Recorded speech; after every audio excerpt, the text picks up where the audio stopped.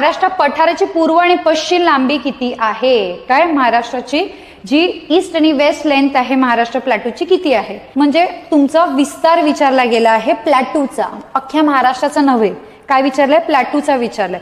जर भारताचा विचार करता आपण 7 भागामध्ये आपल्याला भारताला जे फिजिकल डिव्हिजन केलं आहे त्यातलं त्यात सगळ्यात इम्पॉर्टंट जे आहे पेनिन्सुलर प्लॅटू. काय? पेनिन्सुलर प्लॅटू जो हा आहे, डेक्कन भूभाग ज्याला म्हटलं जातो आपण, त्याचा आपण बघूयात.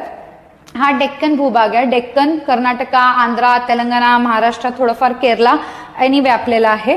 आता महाराष्ट्राच्या प्राकृतिक भूगोलमध्ये काय म्हणतं की आपला महाराष्ट्राचा प्राकृतिक भूगोल 3 भागात डिवाइड झाला आहे.